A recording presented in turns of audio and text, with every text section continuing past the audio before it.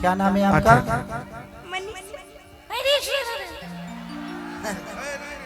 नाम नाम बताओ तब हद जे मकर मच्छी ढूक गइल बिया एकरे में। हम ट्रैक्टरवा वाला हई लागब नावे उ तो घरे बनिए से हम बहुत छुछुनर हई तरह नहीं पता।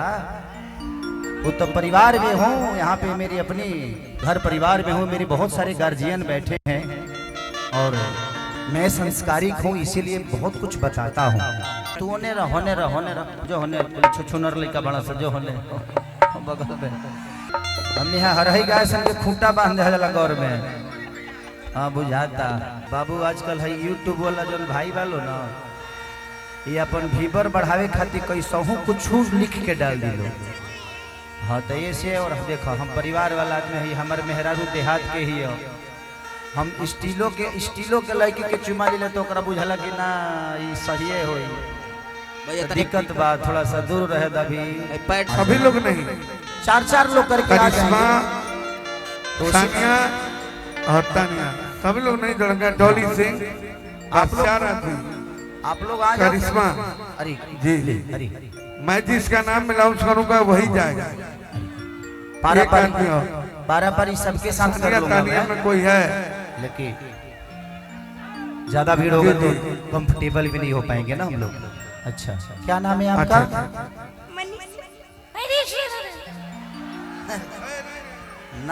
नाम बताओ तब हद जे मकर मच्छी ढूक गइल बिया एकरे में। नाम ठीक से बता। मनीषा नाम हो? बहुत अच्छा, बहुत फॉरवर्ड लगत रिश्ते। देखा ही में खत्म भी है ना। बहुत अच्छा है, बहुत अच्छा। देखो देखो वो बड़ा सा हम भगवान के नाम लेते नहीं है, भगवान के बारे में चर्चा होता था कि हो जाना कह भगवान अगले जन्म मुझे खेसारिये बनाई हो। इतनी अच्छी प्यारी जिंदगी किसको मिलती है यार? हा? नहीं मिली नहीं है, ये मैंने हासिल की है। मिलता कुछ नहीं है, हासिल किया जाता है। तुम भी किसी दिन चाहोगे तुम्हें खेसारी चाहिए पगली, जिस दिन कहोगे उसी दिन तुम मेरा ले लेना, मैं तुम्हारा ले लूंगा नंबर। बातचीत करते रहेंगे दोनों। कौन ली है हासिल वो दिन है कि तहरा बिना खाना पीना कि सुन रानी बेकार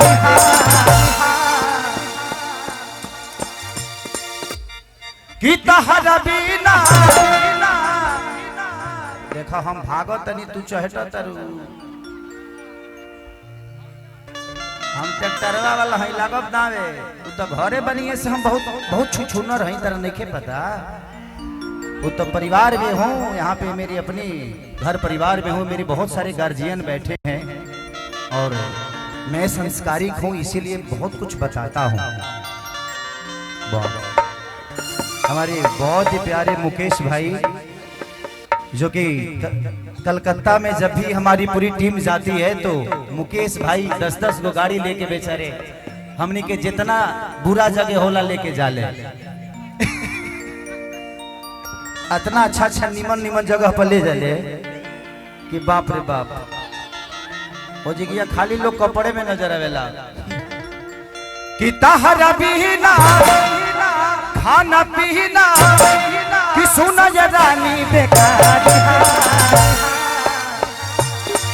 एगो हम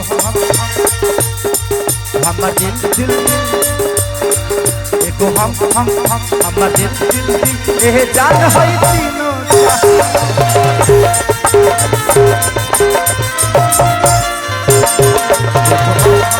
हम दिल ए जान होई तीनों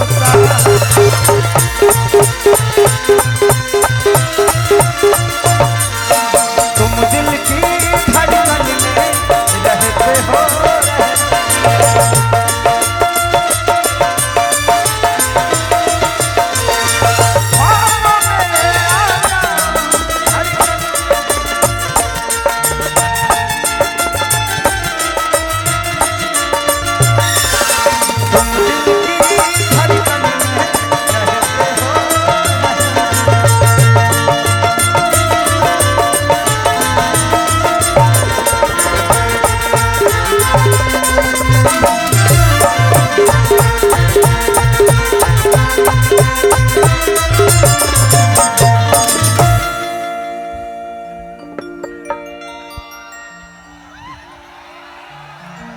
अच्छा ई चाहत है कि हम एकरा साथे कुछ करी करे छोड़े जाओ रउआ भागत नहीं चढ़ समस्या ये बा कि देख बाबू आजकल है यूट्यूब वाला जो भाई वालो ना ये अपन व्यूवर बढ़ावे खातिर कैसहू कुछ लिख के डाल दिलो।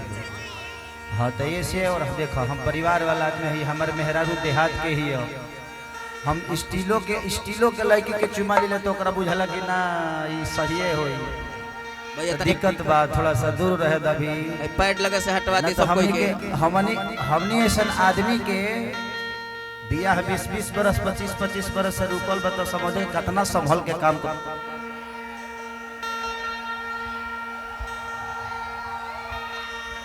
अच्छा ये हमारा के छुए तरह से तो तहार लोग का मिलता मजा मिलता। अच्छा तहनी को बुझात है ना भाई कि हम ही भइले कि जब से देखनी तहरा के मिलला ना चैना हो कि दे दो जवानी के ए हो हमरो मैना हो तनी आवा हमनी के जन ब्यास लोग आवेला और स्थिति में ये भाई बाड़ा ही खत्म लइके बिया रे आई माइकवा देखत रहू चाहती है वायरल हो जाएगा तू होने रह जो होने छुछुनर लइका बड़ा सा जो होने बगल में कि जब से देखनी तहरा के मिलला चैना हो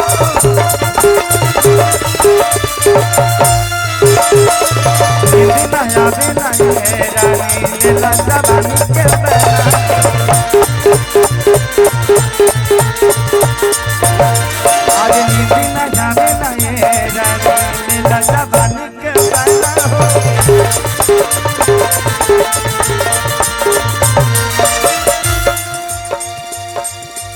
कि सुन जाना बन दीवाना सुन जाना बन दीवाना देखना दिल बेकरार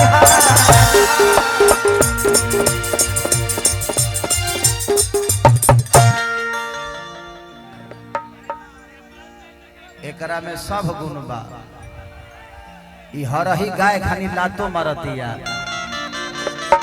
तारा आगवा एगो खूंटा बांधे के पड़ी का हमने यहाँ हरही गाय सन के खूंटा बांध दिया गौर में। हाँ बुझाता मुकेश की कुली पुसन जड़ हो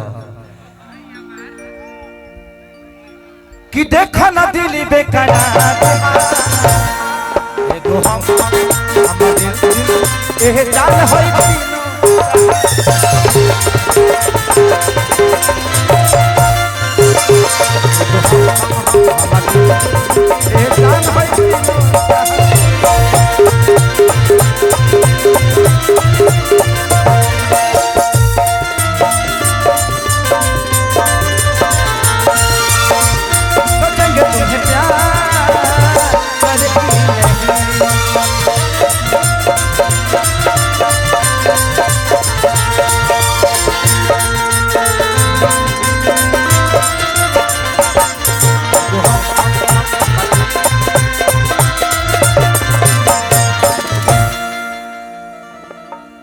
कि कहे खेसारी ये प्यारी हो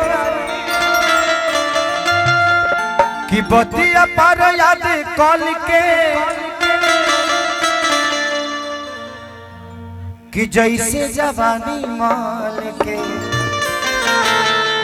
चुमा तू दे दहल चहल कि कहे बतिया खेसारी हो देखो देखिया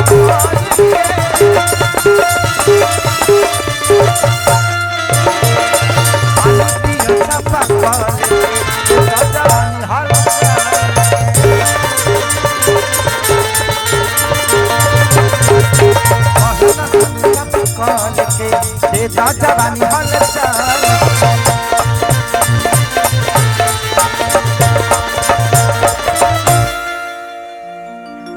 कि सुन हसीना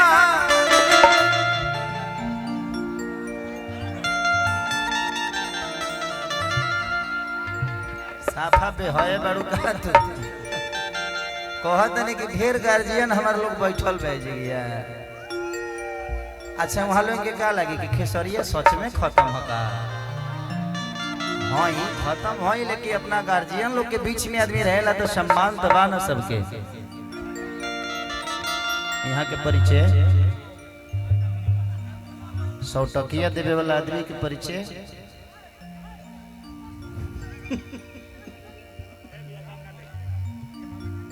चलिए हमारी सोनू भाई और बहुत ही प्यारे हम सब भैया बक्सा पर से हट जाइए, बक्सा था देव लोग तो प्रोग्राम बंद हो जाए। अभिनंदन यादव भाई, सोनू भाई और सबके तरफ से बहुत प्यार आशीर्वाद। और विपुल भाई एक ही बार में दो, उतना टाइम नहीं है। हाँ दे दो। अमृत बाबू थोड़ा देखिए ना, शाम बक्सा पर से लोग को हटाइए, उधर बॉक्स पर से हटाइए, बॉक्स गिर जाएगा तो फिर कहाँ सुनिएगा। बाबू ते बक्सा पर चढ़बे, बक्सा के और पर चढ़ जाइए, हिलाओ थोड़ा सा हिलाइबा लो गिर जाइए, मत हिलाओ ना तो गिरे में टाइम ना लगाई। कि सुना हसीना तहरा बिना कि धड़क दिल लगता एगो हम दिल ये जान हो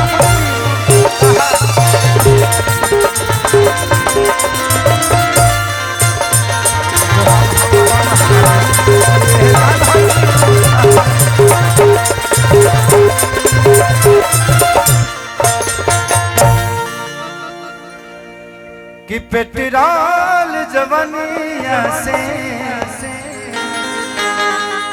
गोरिया गुल गई